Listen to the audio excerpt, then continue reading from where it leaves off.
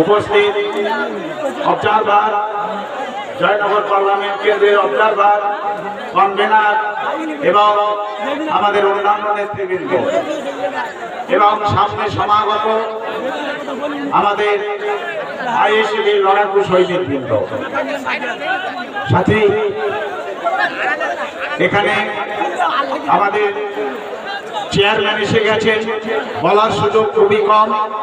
আমি সংক্ষেপে দু চার কথা বলবো এবং আপনাদের চিন্তা ভাবনার জন্য আমি আবেদন রেখে যাব। আপনারা আজকের এখানে যারা উপস্থিত হয়েছেন, শাসক দলের একদিকে শাসক দলের রক্তচক্ষু উপেক্ষা করে, আর একদিকে প্রকৃতির রক্তচক্ষু উপেক্ষা করে আপনারা এখানে উপস্থিত হয়েছেন। আপনারা হচ্ছেন প্রকৃত স্বাধীনতা সংগ্রামী। সাথী, 1947 সালে যে স্বাধীনতা আমরা পেয়েছি, সেই স্বাধীনতা ভারতবর্ষের নিরিখে মোট জনসংখ্যার 85% মানুষ, যারা দলিত, আদিবাসী, সংখ্যালঘু সম্প্রদায় এবং পশ্চিমবঙ্গের নিরিখে 94% এই অনগ্রসর শ্রেণীর মানুষেরা আমরা স্বাধীনতা পাইনি। তাই সাথী, আজকের যে লড়াই আমরা শুরু করেছি, এটাই হচ্ছে আমাদের প্রকৃত স্বাধীনতা সংগ্রাম এবং আপনারা সেই প্রকৃত স্বাধীনতা সংগ্রামী এবং দেশপ্রেমিকের ভূমিকায় নেমেছেন এবং তার যোগ্য পরিচয় আপনারা দিচ্ছেন। সাথে একদিকে একটা শক্তি রাজ্য সরকার আমাদের গণতান্ত্রিক অধিকারকে নির্মমভাবে জীবন্ত কবর দিতে চেয়েছে এবং তারা তাতে অনেকটাই সফল। আর একদিকে কেন্দ্রীয় সরকার, তারা আমাদের হাতে না মেরে ভাতে মারার চেষ্টা করছে, অর্থাৎ আমাদের সামগ্রিক অধিকারের যে রক্ষা কবচ, সেই পবিত্র সংবিধানকে তারা ধ্বংস করার চেষ্টা করছে। সাথী, দেখুন, এরা দুজনে হাত বাড়িয়ে দিচ্ছে। একজন বলছে আপনার গণতান্ত্রিক অধিকার তথা ভোটাধিকার কে আমরা জীবন্ত কবর দেব, আর একজন বলছে যে অধিকার যাতে আপনি আর কোনোদিন ফিরে না পান তার ব্যবস্থা করব। কি করছেন?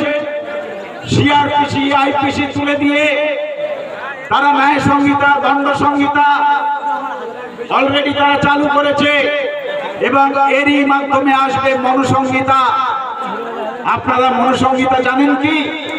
এই সংবিধান চালুর আগে মনুসংহিতার দ্বারা দেশ চালিত হতো। মনু অর্থাৎ মনুবাদী, আমরা যে মনুবাদী বলি, সেই মনুবাদীদের মনুসংহিতা, তাতে আমাদের অনগ্রসর শ্রেণীর মানুষের কোনো অধিকার ছিল না। রাজনৈতিক অধিকার, ভোটাধিকার তো দূরের কথা, ধর্মীয় অধিকার, এমনকি মানবিক অধিকার ছিল না। এই বিজেপি সরকার আমাদের সেই দিকে নিয়ে যেতে চাচ্ছে। সাথী, আপনারা কিন্তু এ যাবৎ মাঝখানে আইএসএফ বলছে যে আমরা তোমাদের এই গণতান্ত্রিক অধিকার ফিরিয়ে দেব, হিংসা মুক্ত রাজনীতির প্রতিষ্ঠা করব, আপনাদের সন্তানদের সুনিশ্চিত ভবিষ্যৎ দেব এবং আদর্শ সমাজ প্রতিষ্ঠা করব। আপনি কার হাত ধরবেন সেটা আপনাকে ঠিক করতে হবে। সামনে মাত্র একটা মাস সময় রয়েছে। এই একটা মাসের লড়াই হচ্ছে আমাদের সবচেয়ে গুরুত্বপূর্ণ লড়াই।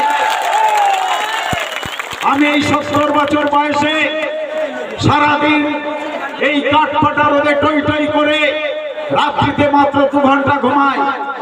আমাদের চেয়ারম্যান একই অবস্থা, রাত্রিতে 1.5-2 ঘন্টা ঘুমান। সুতরাং আমাদের প্রেরণা কারা? আমাদের প্রেরণা আপনারাই। আপনাদের এই 1 মাস একটু কষ্ট সহ্য করে যদি আপনারা এই কেন্দ্রে সফল হন, এটা আপনারা নতুন করে স্বাধীনতা পাবেন। সাথী, দেখতে পাচ্ছেন এই পশ্চিমবঙ্গে, এই বাংলার কি দুরবস্থা। সমস্ত দিক থেকে লুটতরাজের রাজনীতি, গুন্ডা রাজনীতি। আমরা আমাদের কর্মীরা কালকে ফ্ল্যাগ বেঁধেছিল, রাতের অন্ধকারে তাদের পুকুরগুলো লুট করে নেওয়া হয়েছে।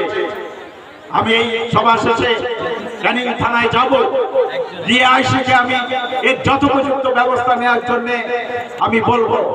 তো সাথী, আপনারা এর আগে 17 বার আপনারা প্রতিনিধি পাঠিয়েছেন, এই 18 বারের মুখে পড়েছে। কিন্তু 17 বার যে প্রতিনিধি পাঠিয়েছেন তাকে কি দেখেছেন পার্লামেন্টে কোনো কথা বলতে? বলেননি।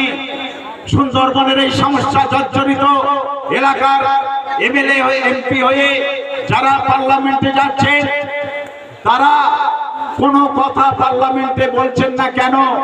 তার কারণ কি আপনাদের বুঝতে হবে। সাথী, একার নয়, পার্লামেন্টে যাচ্ছে 131 জন রিজার্ভ সিটের প্রতিনিধি যাচ্ছে।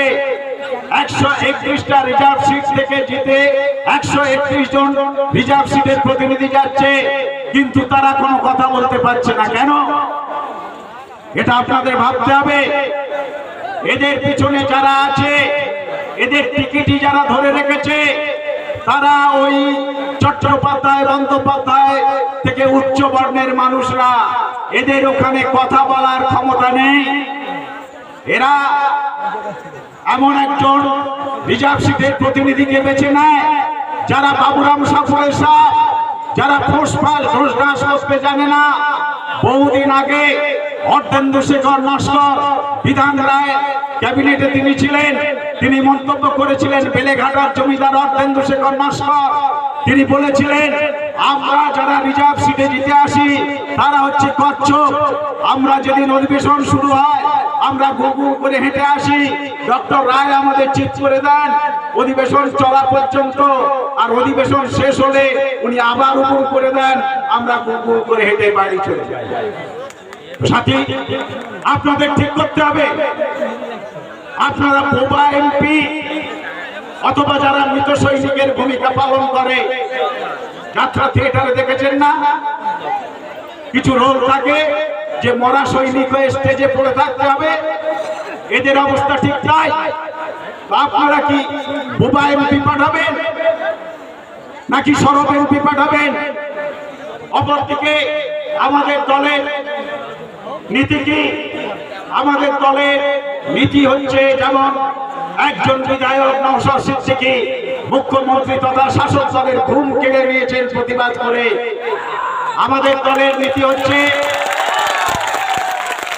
জিতে যাওয়া প্রতিনিধি অন্যান্য দল, যে সমস্ত মনুবাদী দলগুলো রয়েছে তাদের প্রতিনিধিরা ওখানে গিয়ে কথা বললে, ওদের নির্দেশের বাইরে কথা বললে তাদের দল থেকে বহিষ্কার করা হয়। কিন্তু আইএসএফ কি করবে?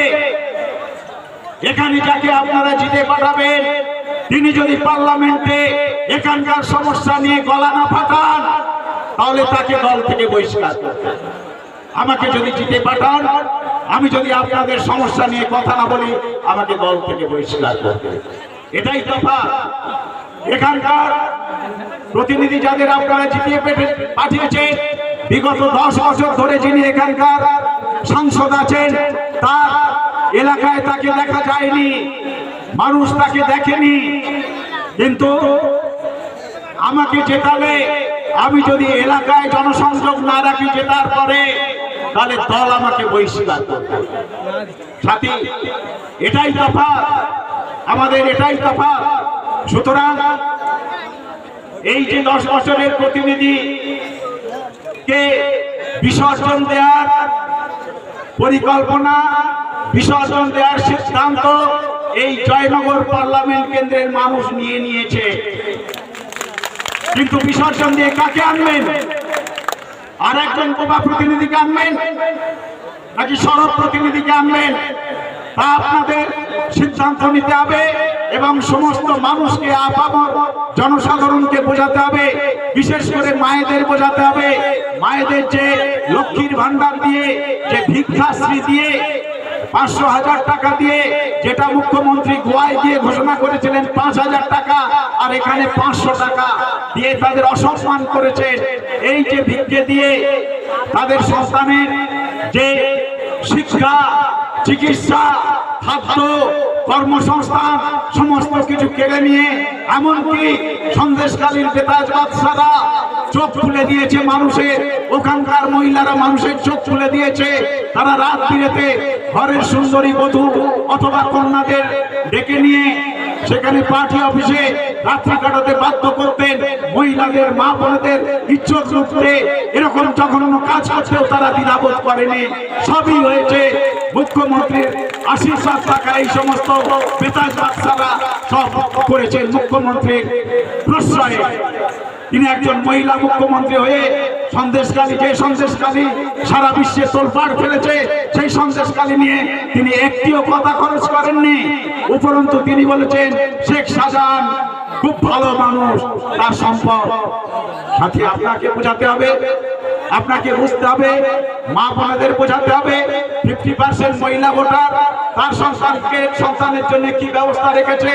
মদের ঢালাও, পাউচ প্যাকেট থেকে শুরু করে মদ গাঁজা সাতটা জুয়ার ঢালাও ব্যবস্থা করে রেখে তাদের সন্তানকে বিপদে যাওয়ার একেবারে 16 কলা পূর্ণ করে রেখেছে। তাদের এদের বোমা বন্দুক নিয়ে জীবন বাজি রেখে এদের ভোট লুটে নামতে হবে, নাহলে পরিযায়ী শ্রমিক হয়ে দালাল মারফত ভিন রাজ্যে অথবা বিদেশে পাড়ি দিতে হবে। তো মায়েরা, আপনাদের সিদ্ধান্ত নিতে হবে, সন্তানকে সুনিশ্চিত ভবিষ্যৎ দেবেন না এই সমস্ত যারা এতদিন আপনাদের বিশ্বাসের প্রতি চরম প্রতারণা করেছে, তাদেরকে আবার ক্ষমতায় বসাবেন। তাই সেই চরম প্রতারণার প্রতিশোধ এবারের ভোটে আপনাদের নিতে হবে। আগামী 1 জুন যে দিন আসছে, সেই দিনে আপনাদের এই চরম প্রতারণার প্রতিশোধ নিতে হবে। আপনারা শাসক দলের মিছিলে ঘুরুন, ওদের টাকা পয়সা নিন, কিন্তু ঠিক জায়গায় গিয়ে আপনারা খাম চিহ্নে ভোট দিন। এই খাম চিহ্ন আপনার সন্তানদের ভবিষ্যৎ সুনিশ্চিতের প্রতীক। এই খাম চিহ্ন আপনার মান সম্মান রক্ষার প্রতীক। এই খাম চিহ্ন আপনার আদর্শ সমাজ প্রতিষ্ঠার প্রতীক। এই খাম চিহ্ন হিংসা মুক্ত রাজনীতি প্রতিষ্ঠার প্রতীক। তাই আমি সবাইকে বলবো, আপনারা আগামী 1 জুন যে আসছে, এই দিনে যারা এই ভোট একটা পবিত্র গণতান্ত্রিক অধিকার, সেই অধিকার প্রয়োগের দিন এরা সেই অধিকারকে প্রয়োগকে এরা খেলা বলছে। কি খেলা? আমাদের মানুষদের রক্তের হোলি খেলা করে এরা মসনদে বসছে। সেই হোলি খেলা, রক্তের হোলি খেলা বন্ধ করে আমাদের ভোটকে যথাযথভাবে, মহান অধিকারকে যথাযথভাবে প্রয়োগ করতে হবে। এই কটি কথা বলে আপনাদের সবাইকে আমার আন্তরিক অভিনন্দন জানিয়ে আমার সংক্ষিপ্ত বক্তব্য শেষ করছি। আইএসএফ জিন্দাবাদ, আইএসএফ চেয়ারম্যান নওশাদ সিদ্দিকী জিন্দাবাদ। এবার